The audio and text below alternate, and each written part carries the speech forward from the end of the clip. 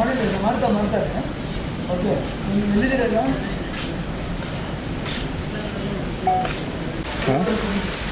ಚಂದ್ರಾಜ್ ಏನಪ್ಪ ನೀವು ಏನೇನೋ ಹೇಳ್ತೀಯ ನಮಗೆ.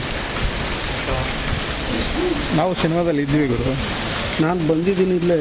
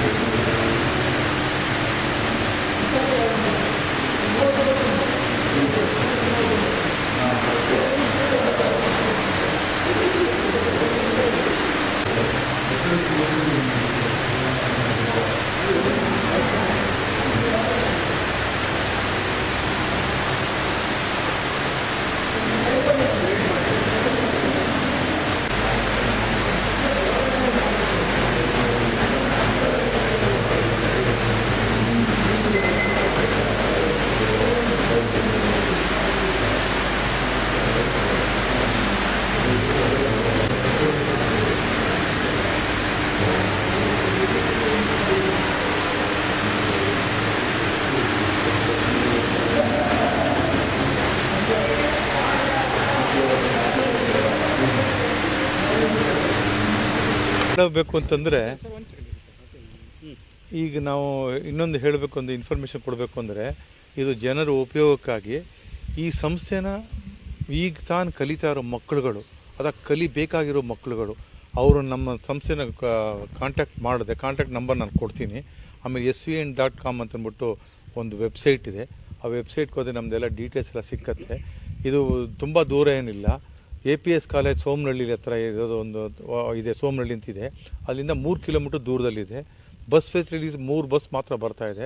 ಇಲ್ಲಿ ಪಿಕಪ್ಪು ಡ್ರಾಪು ಎಲ್ಲ ನಾವು ಮಾಡ್ತೀವಿ ಅಂತ ಆವಾಗಲೇ ಹೇಳಿದ್ವಿ ನಾವು ಅದನ್ನು. ಸೊ ಆ ಥರನೂ ನಾವು ನಡೆಸ್ಕೊಡ್ತೀವಿ.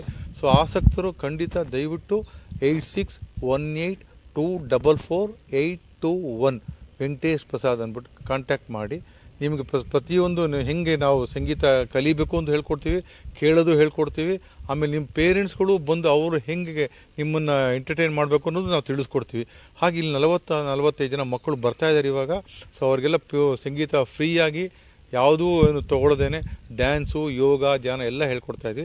ಇಲ್ಲಿ ಜನ ಸಹಕಾರ ತುಂಬ ಚೆನ್ನಾಗಿದೆ. ಇಲ್ಲಿ ಈ ಹಳ್ಳಿನ ಇಂಪ್ರೂವ್ ಮಾಡಬೇಕು ಅಂತ ನಾವು ಬಂದಿದ್ದೀವಿ ಇಲ್ಲಿ.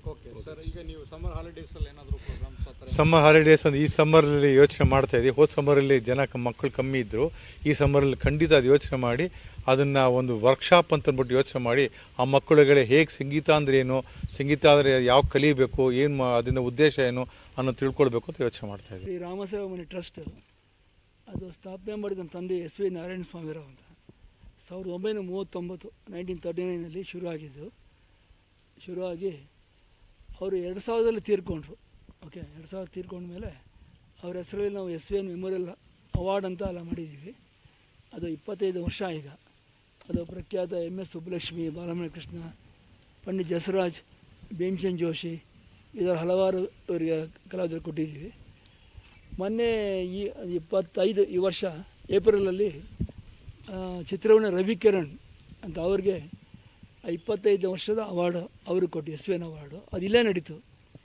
ಸೊ ಇದು SVN ಮೆಮೋರಿಯಲ್ ಹಾಲ್ ಅಂತೇಳಿ ನಮ್ಮ ತಂದೆ ಹೆಸರಲ್ಲಿ ಇದನ್ನು ಶುರು ಮಾಡಿದ್ದೀವಿ. ಇದು 1.5 ವರ್ಷ ಆಯಿತು ಶುರುವಾಗಿ. ಇದುವರೆಗೂ ಇಲ್ಲಿ 81 ಕಾರ್ಯಕ್ರಮ ಮಾಡಿದ್ದೀವಿ, ಇಲ್ಲಿ ಹಮ್ಮಿಕೊಂಡಿದ್ದೀವಿ. ಸೊ ಪ್ರತಿ ಕಾರ್ಯಕ್ರಮಕ್ಕೂ ಸ್ವಲ್ಪ ದೂರ 35 ಕಿಲೋಮೀಟ್ರ್ ಇದೆ. ಅದು ಜನ ಆಸಕ್ತರೆಲ್ಲ ಬರ್ತಾಯಿದ್ದಾರೆ. ಪ್ರತಿ ಕಾರ್ಯಕ್ರಮ 100 ಜನ ಸೇರ್ತಾರೆ, 100-120 ಜನ ತನಕ ಇಲ್ಲಿ ಸೇರ್ತಾಯಿದ್ದಾರೆ. ಆಮೇಲೆ ಇಲ್ಲಿ ಇದೇ ಥರ ನಡ್ಸ್ಕೊಂಬರ್ತಾಯಿದ್ದೀವಿ. ಸೊ ತಮ್ಮ ಮೀಡಿಯಾಯಿಂದೆಲ್ಲ ಜನಕ್ಕೆಲ್ಲ ಹರಡಿ ಇಲ್ಲಿ ಆಸಕ್ತರೆಲ್ಲ ಬಂದು ಇಲ್ಲಿ ಭಾಗಿಯಾಗಬೇಕು ಅಂತ ನಮ್ಮ ಉದ್ದೇಶ. ಇಲ್ಲಿ ಜನ ಬರೋದಕ್ಕೆ ನಾವು ಸಿಲ್ಕ್ ಇನ್ಸ್ಟಿಟ್ಯೂಟು ಆಮೇಲೆ ಮೈನ್ ರೋಡಿಂದ ಇಲ್ಲಿ ಪಿಕಪ್ ಆ್ಯಂಡ್ ಡ್ರಾಪು ಮಾಡ್ತಾಯಿದ್ದೀವಿ. ಅದು ಅವಕಾಶ ಮಾಡಿಕೊಟ್ಟು ಇಲ್ಲೇ ದೊಡ್ಡ ದೊಡ್ಡ ಕಾರ್ಯಕ್ರಮ ನಡೆದಿದೆ ಇಲ್ಲಿ. ಸೊ ಇವತ್ತು ನಾವು SVN ಮೆಮೋರಿಯಲ್ ನವರಾತ್ರಿ ಫೆಸ್ಟಿವಲ್ ಅಂತೇಳಿ ಇದು 2ನೇ ವರ್ಷ ಇಲ್ಲಿ ಮಾಡ್ತಿರೋದು.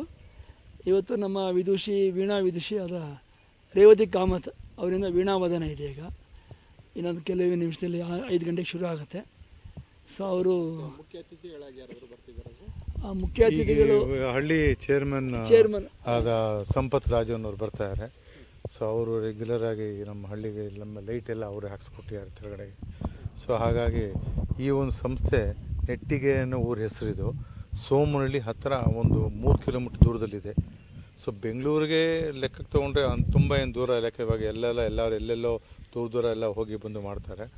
ಸೊ ಇಲ್ಲಿ ಒಂದು ಮುಖ್ಯವಾಗಿ ಹೇಳಬೇಕು ಅಂದರೆ SV ನಾರಾಯಣಸ್ವಾಮಿರಾವ್ ಸ್ಕೂಲ್ ಆಫ್ ಮ್ಯೂಸಿಕ್ ಅಂದ್ಬಿಟ್ಟು ಒಂದು ಹಳ್ಳಿ ಮಕ್ಕಳಿಗೋಸ್ಕರ ಫ್ರೀಯಾಗಿ ಸಂಗೀತ, ಡ್ಯಾನ್ಸು, ಯೋಗ, ಧ್ಯಾನ ಇದನ್ನು ಸ್ಥಾಪನೆ ಮಾಡಿದ್ದೀವಿ. ಒಂದು ಶುರುವಿನಲ್ಲಿ ಅದನ್ನು ಹೇಳಬೇಕು ಅಂದರೆ ಶುರುವಿನಲ್ಲಿ 15 ಜನ ಮಕ್ಕಳು ಬಂದರು. ನಾವು 15 ಜನ ತುಂಬ ಖುಷಿ ಆಗ್ಬಿಟ್ವಿ. ಆಮೇಲೆ ಅದು ನಡ್ಕೊಂಡು ಬರ್ತಾಯಿದ್ರು ಅವರು 3 ಕಿಲೋಮೀಟ್ರು. ನಮಗೆ ಅದು ತುಂಬ ಒಂಥರ ಬೇಜಾರಾಗ್ಬಿಟ್ಟು ಅವ್ರಿಗೊಂದು ವ್ಯಾನ್ ಫೆಸಿಲಿಟೀಸ್ ಕೊಟ್ಟು ಮಾರನೇ ದಿವಸನೇ ಒಂದು ವಾರದಲ್ಲೇ 40 ಜನ ಬರೋಕ್ಕೆ ಸ್ಟಾರ್ಟ್ ಮಾಡಿಬಿಟ್ರು. ಅದು ನಮ್ಗೆ ಇನ್ನೂ ಸಂತೋಷ ಆಯಿತು. ಸೊ ಇದು ಒಂದು ಚೆನ್ನಾಗಿ ನಡೀತಾ ಇದೆ. ಆನ್ ಗಾಡ್ ಗ್ರೇಸ್ ಎಲ್ಲನೂ ಮಕ್ಕಳುಗಳು ಚೆನ್ನಾಗಿ ಬರ್ತಾಯಿದ್ದಾರೆ. ಆಮೇಲೆ ಪಾಠ ಹೇಳ್ಕೊಡೋಕ್ಕೆ ಮೇಡಮು ಅಷ್ಟೇ, ಡ್ಯಾನ್ಸ್ಗೂ ಆಮೇಲೆ ಮ್ಯೂಸಿಕ್ಕು ಎರಡಕ್ಕೂ ದೂರದಿಂದ ಬರ್ತಾರೆ. ಅವ್ರನ್ನೂ ಮೇಡಮ್ನು ಡಾಕ್ಟ್ರು ಪಿಕಪ್ ಮಾಡ್ತೀವಿ ನಾವು ಮತ್ತು ಡ್ರಾಪ್ ಮಾಡ್ತೀವಿ. ಸೊ ಚೆನ್ನಾಗಿ ಇದಕ್ಕೆ ಮೊನ್ನೆ ಹೆಸರಿಟ್ಟಿರೋದು SVN ಸಂಗೀತ ಗ್ರಾಮ ಅಂತ ಹೆಸರಿಟ್ಟಿದ್ವಿ. ಸೊ ಯಾಕೆಂದರೆ ನಾನು SV ನಾರಾಯಣಸ್ವಾಮಿ ಅವ್ರಿಗೆ ಒಂದು ದೊಡ್ಡ ಸಂಸ್ಥೆ ಮಾಡಬೇಕು, ಒಂದು ದೊಡ್ಡ ಬಿಲ್ಡಿಂಗ್ ಮಾಡಿಬಿಟ್ಟು ಅದರಲ್ಲಿ ಪರ್ಮನೆಂಟಾಗಿ ಇರಬೇಕು ಅಂತಂದ್ಬಿಟ್ಟು ಒಂದು ಆಸೆ ಇತ್ತು. ಅದೇನೋ ಈ ಒಂದೂವರೆ ವರ್ಷದಿಂದ ನೆರವೇರಿದೆ. ಅದು ಈಗಿನ ಇದರಲ್ಲಿ ಇದನ್ನು ನಡ್ಸ್ಕೊಂಡು ಹೋಗೋದೇ ನಮಗೆ ಒಂದು ಮುಖ್ಯವಾದ ಚಾಲೆಂಜಿಂಗ್ ಆಗಿದೆ. ಹಿಂಗೆ ಅವ್ರು ಮಾಡಿದ ಕರೆಕ್ಟಾಗಿ ನಡ್ಸ್ಕೊಂಡು ಹೋಗ್ತೀವಿ ನಾವು. ಮಕ್ಕಳು ರಾವ್ಗೋಡ್ಲು, ಬೋಳಾರ, ಆಮೇಲೆ ಕಗ್ಲಿಪುರ, ಆಮೇಲೆ ಸೋಮನಹಳ್ಳಿ ಈ ಕಡೆಯಿಂದ ಎಲ್ಲರೂ ಮಕ್ಕಳುಗಳು ಒಂದು ಸೆಂಟ್ರ್ ಪ್ಲೇಸ್ ಮಾಡಿಬಿಟ್ಟಿದ್ದೀವಿ. ಸೆಂಟ್ರ್ ಪ್ಲೇಸ್ ಮಾಡಿಬಿಟ್ಟು ಆ ಸೆಂಟ್ರ್ ಪ್ಲೇಸಲ್ಲಿ ಮಕ್ಕಳು ಬರ್ತಾರೆ, ಅಲ್ಲಿಂದ ಪಿಕಪ್ ಮಾಡ್ತೀವಿ, ಅಲ್ಲಿಂದ ಮತ್ತೆ ಅವ್ರಿಗೆ ಮತ್ತೆ ಡ್ರಾಪ್ ಮಾಡಿಬಿಡ್ತೀವಿ. ಸೊ ಹೀಗಾಗಿ ಈ ಥರ ಎಲ್ಲ ಮಾಡ್ಕೊಂಡು ಬರ್ತಾಯಿದ್ವಿ. ಸರ್ ಎಷ್ಟು ವರ್ಷದಿಂದ ಈ ಥರ? ಅದೇ ಇನ್ನೊಂದು ಮುಖ್ಯವಾದ ವಿಷಯ ಅಂದರೆ ನಾವು ಇದು ಸ್ಥಾಪಿಸಿದಾರ SV ನಾರಾಯಣಸ್ವಾಮಿರವರ 100ನೇ ವರ್ಷ. 100ನೇ ವರ್ಷಕ್ಕೆ 100 ಕಾರ್ಯಕ್ರಮ ಹಮ್ಮಿಕೊಂಡಿದ್ದೀವಿ. ಆಗಲೇ ಒಂದು 80 ಕಾರ್ಯಕ್ರಮ ಆಗಿದೆ, ಇನ್ನು 20 ಕಾರ್ಯಕ್ರಮ ನಡೆಸ್ತಾ ಇದ್ದೀವಿ. ಸೊ ಅದು ನೆಕ್ಸ್ಟು 2026 ಏಪ್ರಿಲ್ ತನಕ ನಡೀತದೆ ಕಾರ್ಯಕ್ರಮಗಳು. ಸೊ ಹಲವಾರು ಕಾರ್ಯಕ್ರಮ ಅಂದ್ಕೊಂಡಿದ್ದೀವಿ. 100ನೇ ವರ್ಷದ ಕಾರ್ಯಕ್ರಮ ಇದೇ ರೀತಿ ಮಾಡಬೇಕಂತ. ಆ 100ನೇ ವರ್ಷದ ಕಾರ್ಯಕ್ರಮ ಒಂದು 12 ದಿನ ಮಾಡ್ತಾಯಿದ್ದೀವಿ ಏಪ್ರಿಲ್ನಲ್ಲಿ. ಅದು ರಾಮನವಮಿ ಟೈಮಲ್ಲೇ ಮಾಡ್ತಾಯಿದ್ದೀವಿ. ಈಗ ನಮ್ಮ ತಂದೆಯೇ ರಾಮನವಮಿ ಶುರು ಮಾಡಿದ್ದು ಬೆಂಗಳೂರಲ್ಲಿ, ಓಕೆ, ದೊಡ್ಡ ಚಪರಾಗಿ ಶುರು ಮಾಡಿದ್ದು. ಸೊ ಅದಕ್ಕೋಸ್ಕರ ಅವರ ನೆನಪಿನಲ್ಲಿ ಒಂದು 10 ದಿನ ಅವ್ರ ಲೆಗಸಿ ಮಾಡ್ತಾಯಿದ್ದೀವಿ. ರಾಮ್ ಪ್ರಸಾದ್, ನಾನು ಮ್ಯಾನೇಜಿಂಗ್ ಟ್ರಸ್ಟಿ. ನಾನು SN Venkatesh Prasad, honour secretary.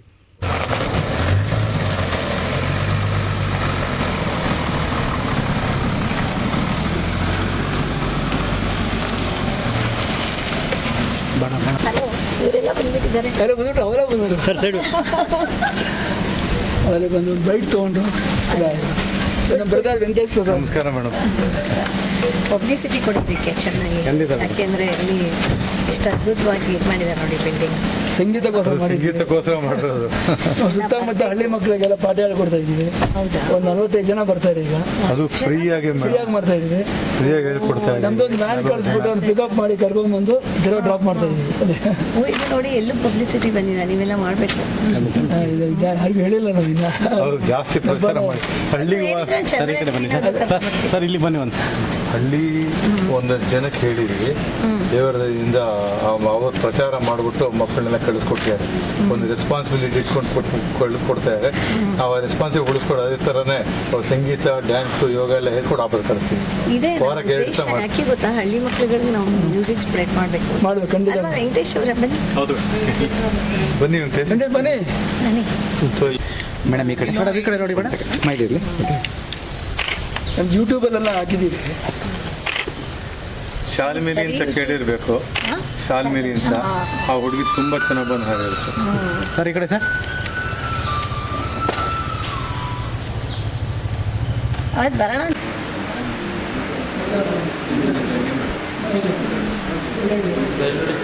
Sir okay ready smile.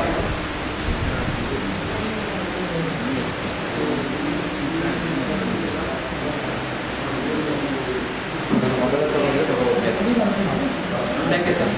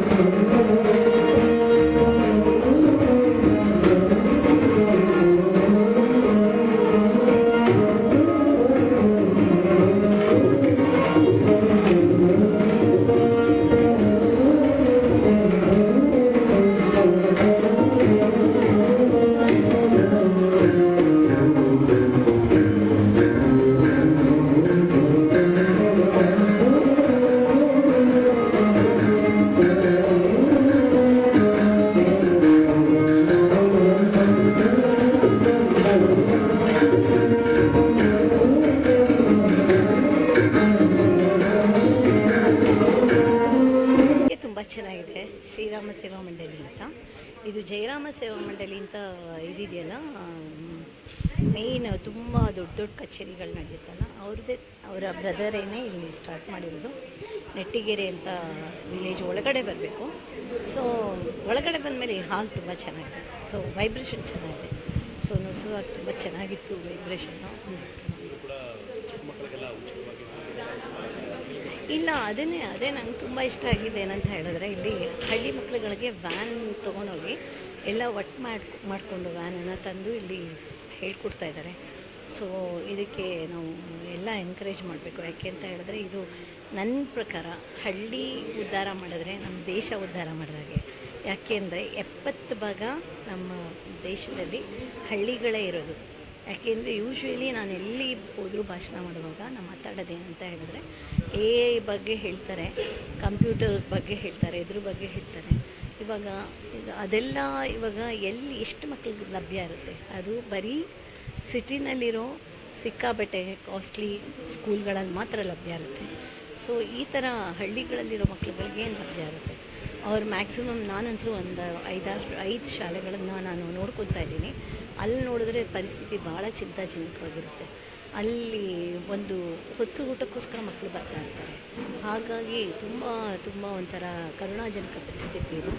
ಹಾಗಾಗಿ ನಾವು ಈ ಹಳ್ಳಿಗಳ ಕಡೆ ಗಮನ ಹರಿಸ್ಬೇಕು. ಎಲ್ಲ ಪ್ರಪಂಚದಲ್ಲಿ ಇವಾಗ ನಮ್ಮ ಭಾರತ ದೇಶದಲ್ಲಿರೋ ಅಷ್ಟು ಬಡ ಹಳ್ಳಿಗಳು ನನಗನ್ಸುತ್ತೆ ಎಲ್ಲೂ ಇಲ್ಲ ಅಂತ. ಯಾಕೆಂದರೆ ಎಷ್ಟೋ ಮಕ್ಕಳುಗಳು 4ನೇ ಕ್ಲಾಸಿಗೆ ಬರ್ತಿದ್ದಾಗೆ ಏನಾಗುತ್ತೆ ಅಂತ ಹೇಳಿದ್ರೆ, ಅವರು ಗದ್ದೆ ಕೆಲಸಗಳಿಗೆ ಹಾಕ್ಕೊಂಡ್ಬಿಡ್ತಾರೆ. ಯಾಕೆಂದರೆ ಮುಂದೆ ಓದ್ಸೋಕ್ಕೆ ಶಕ್ತಿ ಇರಲ್ಲ, ಫ್ರೀ ಸ್ಕೂಲ್ಸ್ಗಳಿರಲ್ಲ. ಈಗ ಅಮೇರಿಕಾದಲ್ಲೆಲ್ಲ ಆದರೆ ಫ್ರೀ ಸ್ಕೂಲ್ಗಳಿರುತ್ತೆ. ಎಷ್ಟು ಪ್ರತಿಭಾವಂತ ಮಕ್ಕಳುಗಳು ಇದರಿಂದ ಎಲ್ಲದರಿಂದ ಯಾರು ಗೊತ್ತು, ಹಳ್ಳಿನಲ್ಲಿ ಯಾವುದೋ ಒಂದು ಮಗು ದೊಡ್ಡ ಎಸ್ ಜಾನಕಿ ಥರ ಕಂಠ ಇಟ್ಕೊಂಡು ಹುಟ್ಬೋದು, ಇಲ್ಲ ಸಚಿನ್ ತೆಂಡೂಲ್ಕರ್ ಥರ ಕ್ರಿಕೆಟಲ್ಲಿ ಅಭಿರುಚಿ ಇಟ್ಕೊಂಡು ಹುಟ್ಬೋದು, PT ಉಷನ್ ಥರ ಅಥ್ಲೆಟಾಗಿ ಹುಟ್ಬೋದು. ಲೈಕ್ ಅವ್ರಿಗೆ ಪ್ರಾಪರ್ ಇದು ಸಿಗದೇನೆ, ಪೋಷಣೆ ಸಿಗದೇನೆ ಅವರು ಇದಾಗಿ ಹೋಗ್ತಾರೆ. ಅದಕ್ಕೇ ನಾನು ಬರೀ ಹಳ್ಳಿಗಳೇ ಕಾನ್ಸಂಟ್ರೇಟ್ ಮಾಡ್ತಾಯಿದ್ದೀನಿ. ಹಳ್ಳಿನ ಉದ್ಧಾರ ಮಾಡಬೇಕು ಅನ್ನೋದು ನನ್ನ ಮುಖ್ಯ ಉದ್ದೇಶ. ನಾನು ತುಂಬ ಯೋಜನೆಗಳಿದೆ. ಲೈಕ್ ಈಗ ನನ್ನ ಹಲ್ಲೆಗೆರೆ ಸ್ಕೂಲಲ್ಲಿ ಒಬ್ಬರು ಸಂಗೀತ ಟೀಚರ್ನ ಗೊತ್ತು ಮಾಡಿದ್ದೀನಿ. ಸೊ ಅಲ್ಲಿ ಮಕ್ಕಳುಗಳು ಭಾಳ ಇಂಟ್ರೆಸ್ಟಿಂದ ಕಲಿತಾ ಇದ್ದಾರೆ. ಇಲ್ಲಿ ಇವರು ಶ್ರೀರಾಮ ಸೇವಾ ಮಂಡಳಿನವರು ಹಳ್ಳಿ ಮಕ್ಕಳುಗಳನ್ನು ಫೀಸ್ ತೊಗೊಳ್ದೆ ಹೇಳ್ಕೊಡ್ತಾ ಇದ್ದಾರೆ. ವ್ಯಾನ್ ಕಳಿಸ್ಬಿಟ್ಟು ಫೀಸ್ ತೊಗೊಳ್ದೆ ಹೇಳ್ಕೊಡ್ತಾ ಇದ್ದಾರೆ. ಅದು ತುಂಬಾ ಅದ್ಭುತವಾದ ಕೆಲಸ ಮಾಡ್ತಾಯಿದ್ದಾರೆ. ಸೊ ನನಗೆ ಇವತ್ತು ಗೊತ್ತಾಗಿರೋದು, ನಾನು ಇವಾಗ ಸೊ ಇದನ್ನು ಎಲ್ಲ ಪ್ರಪಂಚಕ್ಕೆ ಕನೆಕ್ಟ್ ಮಾಡಿಸ್ಬೇಕು ಈ ಥರದವ್ರನ್ನೆಲ್ಲ. ಯಾಕೆಂದರೆ ಎಲ್ಲದಕ್ಕೂ ಫೈನಾನ್ಷಿಯಲ್ ಒಂದು ರಿಸ್ಟ್ರಿಕ್ಷನ್ ಇರುತ್ತೆ.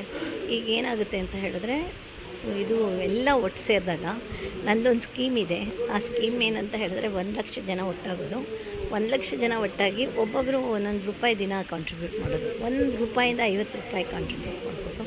ಸೊ ₹50 ಮಾಡಿದ್ರೆ ಎಷ್ಟಾಯಿತು? ಒಂದು ತಿಂಗಳಿಗೆ 15 ಕೋಟಿ ಆಯಿತು.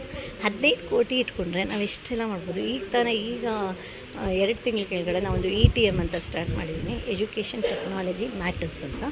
ಹಳ್ಳಿಗಳಲ್ಲಿ ಒಂದು ಮೊಬೈಲ್ ಲ್ಯಾಬ್ರೇಟ್ರಿ ಕೊಟ್ಟಿದ್ದೀನಿ. ಒಂದು 5 ಸ್ಕೂಲ್ಗೆ ಆ ಮೊಬೈಲ್ ಲ್ಯಾಬ್ರೇಟ್ರಿನಲ್ಲಿ ಮೊಬೈಲ್ ಇದನ್ನು ಸೈನ್ಸ್ ಅಪ್ರೇಟಸ್ ಇಟ್ಕೊಂಡು ಆ ವ್ಯಾನು ಒಂದು ಸ್ಕೂಲಿಂದ ಇನ್ನೊಂದು ಹಳ್ಳಿ ಸ್ಕೂಲ್ಗೆ, ಇನ್ನೊಂದು ಸ್ಕೂಲಿಂದ ಇನ್ನೊಂದು ಸ್ಕೂಲ್ಗೆ ಹೋಗುತ್ತೆ. ಅದೇ ಥರ ಸಂಗೀತ ನನ್ನ ರಕ್ತದಲ್ಲಿ ನಮ್ಮ ತಂದೆಯಿಂದ ಬಂದಿರೋದು. ಆಮೇಲೆ ಸಂಗೀತದಿಂದ ಎಷ್ಟು ಅದ್ಭುತ ಇದು ಸಪೋರ್ಟ್ ಆಗುತ್ತೆ ಜೀವನಕ್ಕೆ ಅನ್ನೋದು ನಾನು ಕಂಡುಕೊಂಡಿದ್ದೀನಿ. ಇಲ್ಲಾಂದಿದ್ರೆ ಈಚೆಗೆ ನಮ್ಮ ಹಸ್ಬೆಂಡ್ ಹೋದ್ಮೇಲೆ ಮನೆಯಲ್ಲಿ 2-3 ಟ್ರ್ಯಾಜಿಡೀಸ್ ಆಯಿತು. ಅದೆಲ್ಲ ಆದಮೇಲೆ ಅದನ್ನೆಲ್ಲ ಎದುರಿಸಿ ಈ ಥರ ನಿಂತಿದ್ದೀನಿ ಅಂದರೆ ಸಂಗೀತನೇ ಕಾರಣ. ಎಲ್ಲರಿಗೂ ದಸರಾ ಹಬ್ಬದ ಶುಭಾಶಯಗಳು. ನಾನು ಇವಾಗ ಏರ್ಪೋರ್ಟಲ್ಲಿ 9 ದಿನ, ನೀವು ನಾಳೆ ಅಲ್ಲಿಗೂ ಬರಬೇಕು, 9 ದಿನದಿಂದ ಏರ್ಪೋರ್ಟಲ್ಲಿ ನಾನು ಸಂಗೀತ ಕಚೇರಿಗಳನ್ನು ಅರೇಂಜ್ ಮಾಡಿದ್ದೀನಿ. ಒಟ್ಟು 46 ಜನ ಆರ್ಟಿಸ್ಟ್ಗೆ ಏರ್ಪೋರ್ಟ್ ಅಥಾರಿಟೀಸ್ ಮತ್ತು ಹಟ್ಟಿ ಕಾಫಿ ಮತ್ತು ನನ್ನದೊಂದು ಸಭಾ ಇದೆ, ಶ್ಯಾಮಲಕೃಷ್ಣ ಸಂಗೀತ ಸಭಾ ಅಂತ.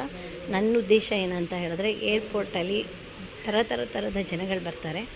ಆಗ ಎಲ್ಲರಿಗೂ ಒಂದು ನಮ್ಮ ಕರ್ನಾಟಕ ಸಂಗೀತ, ಶಾಸ್ತ್ರೀಯ ಸಂಗೀತ ಕಿವಿಗೆ ಮುಟ್ಲಿ. 9 ದಿನ ಅಟ್ಲೀಸ್ಟ್ ಎಂಟೈರ್ ಏರ್ಪೋರ್ಟಲ್ಲಿ ಒಂಥರ ಸಂಗೀತ ಮೊಳಗಿ ನಾವೆಲ್ಲ ನುಡಿಸೋದೆಲ್ಲ ದೇವಿ ಮೇಲೆ, ಕೃಷ್ಣನ ಮೇಲೆ, ರಾಮನ ಮೇಲೆ, ಗಣಪತಿ ಮೇಲೆ ಆ ಥರ ನುಡಿಸ್ತೀವಿ ಇದನ್ನು.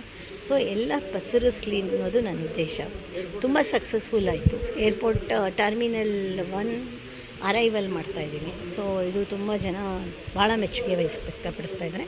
ಅಲ್ಲಿ ನಾನು ಸ್ಪೆಷಲಿ ಏನು ಮಾಡಿದ್ದೀನಿ ಅಂದರೆ ಯಂಗ್ ಅಪ್ಕಮಿಂಗ್ ಆರ್ಟಿಸ್ಟ್ನ ತೊಗೊಂಡಿದ್ದೀನಿ. ಅಂದರೆ ಏನಾಗುತ್ತೆ ಅಂದರೆ ವೇದಿಕೆಗಳು ಸಿಗೋದು ಭಾಳ ಕಷ್ಟ. ಪುಟ್ಟ ಮಕ್ಳುಗಳು ಭಾಳ ಪ್ರತಿಭಾವಂತರು ಇದ್ದಾರೆ, ಅವ್ರುಗಳಿಗೆ ವೇದಿಕೆ ಸಿಗಲಿ ಅಂತ ಹೇಳಿ ನನ್ನ ಪ್ರಯತ್ನ ಇದೆ. ಸಂಜೆ ಅಂದರೆ 5 ಗಂಟೆಯಿಂದ 8 ಗಂಟೆ ತನಕ. ಸೊ ನಾಳೆ ಇದು ಕಂಪ್ಲೀಟ್ ಇದು ಲಾಸ್ಟ್ ಡೇ. ಸೊ ಅದಕ್ಕೆ ಗ್ರ್ಯಾಂಡ್ ಫಿನಾಲೆ ಅಂತ ಮಾಡಿದ್ದೀನಿ. ಸೊ ನೀವೆಲ್ಲ ಬನ್ನಿ, ಎಲ್ಲರಿಗೂ ಸ್ಪ್ರೆಡ್ ಮಾಡಿ. 9 ದಿನ ಏನೇನು ನಡೀತು ಅಂತೆಲ್ಲ ಮಾಡಿ. ಅದರಿಂದ ಇಂಪ್ಯಾಕ್ಟ್ ಏನಾಯಿತು, ಎಷ್ಟು ಜನಕ್ಕೆ ವೇದಿಕೆ ಸಿಕ್ತು, ಎಷ್ಟು ಜನಕ್ಕೆ ಅವೇರ್ನೆಸ್ ಬಂತು, ಎಷ್ಟು ಜನ ಖುಷಿಪಟ್ಟರು, ಎಲ್ಲದೂ ಒಂದು ಕವರ್ ಮಾಡಿ ಎಲ್ಲ ಜನತೆಗೆ ತಿಳಿಲಿ ಆಯಿತಾ. ಇವತ್ತಿಲ್ಲಿಗೆ ನೀವೆಲ್ಲ ಬಂದು ಇದನ್ನು ಕವರ್ ಮಾಡಿದ್ದಕ್ಕೆ ಧನ್ಯವಾದಗಳು. ನಾನು ವೀಣೆನೂ